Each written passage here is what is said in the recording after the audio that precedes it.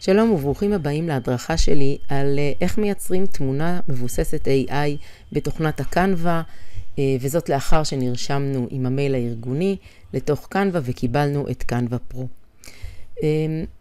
כמו שאנחנו רואים, יש ממשק מאוד מאוד עשיר ומגוון לקנווה. אני רוצה כרגע להתמקד בתמונות, ולכן אנחנו נלך, כרגע הממשק שלי הוא בעברית, הוא יכול כמובן להיות גם באנגלית או בשפה אחרת, ליצור לי תמונה.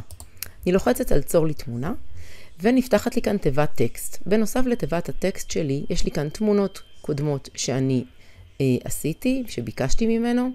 אני יכולה כמובן גם למחוק אותם, או להשאיר אותם במידה ואני רוצה. אני יכולה לבחור איזושהי תמונה עליה בעצם כאן ויתבסס ויעשה משהו בסגנון שלה, אם יש לי איזושהי תמונה שאני מעוניינת שזה יהיה הסגנון, או אני יכולה גם לבחור לו איזה סגנון, ואני יכולה גם להשאיר באופן פתוח. בנוסף אני יכולה לבחור את היחסים בין הרוחב והגובה, ואת הצורה של התמונה, אם היא תהיה מלבנית, אם היא תהיה ריבועית, לאיזה כיוון היא תהיה. אני משאירה אותה כרגע ככה. ואנחנו מתארים כאן למעשה את התמונה שאנחנו מעוניינים לייצר. זה יכול להיות שוב כל דבר שאנחנו רוצים, לכל חג, לכל תחום, לכל דמיון שאנחנו רק נעלה על רוחנו. אז בואו נכתוב משהו ככה אולי קצת שונה. נכתוב עננים, מורידים, לא יודעת מה הוא יעשה, זה פעם ראשונה שאני עושה דבר כזה, שמש. אוקיי? במקום גשם, נעשה שמש, ואני לוחצת על צור. ברגע זה בעצם קנווה חושב ומייצר לי איזה שהן תמונות. הוא תמיד נותן לי 4 תמונות, הוא נתן לי בסגנון כזה, כזה, כזה. אני יכולה לבחור כמובן להוריד את התמונה, להעתיק אותה, למחוק אותה. אם זה משהו שמוצא חן בעיניי זה יופי, ואם לא, אז זה גם בסדר. בואו ננסה לעשות משהו אחר, זה קצת פחות יצירתי לטעמי. בואו נעשה שלג עם שמש בלב יער. אוקיי? ושוב אני לוחצת צור.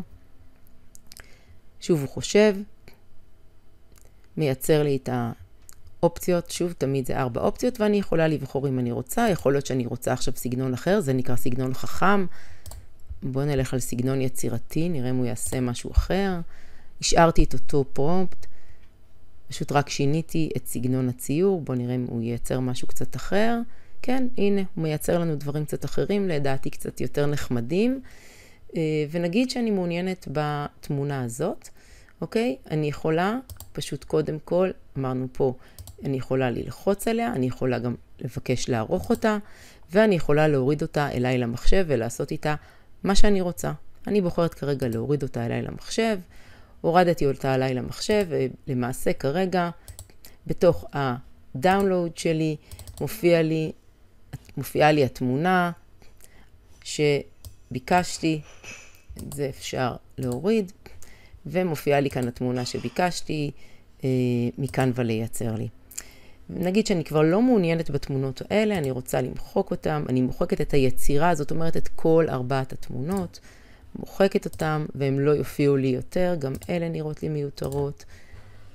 וככה למעשה אני יכולה לחזור לדף הבית ולהתחיל לעבוד על התמונה. אני יכולה ליצור איזשהו עיצוב ולייבא את התמונה ולהשתמש בה בכל דבר שאני רוצה. או להשאיר אותה כתמונה רגילה. נגיד שאני מעוניינת לבנות איזושהי מצגת. פתחתי מצגת ואני רוצה לייבא את התמונה. אוקיי, אני הולכת למעשה להעלאות, ואני מעלה את התמונה שלי מתוך המחשב, ויכולה להשתמש בה בתוך המצגת. אני יכולה להגדיל אותה, כמובן. אני יכולה להחליף אותה שהיא תהיה הרקע של המצגת שלי, ולמעשה לעשות כל דבר שהוא. זהו, עד כאן על תמונות יצירתיות עם קנווה מבוססות AI. קל, פשוט, כיפי, יצירתי, שמח. תלמידים יכולים להירשם גם עם המייל הארגוני, מורים גם כמובן עם המייל הארגוני. כל האופציות פתוחות. אז שיהיה לנו בהצלחה.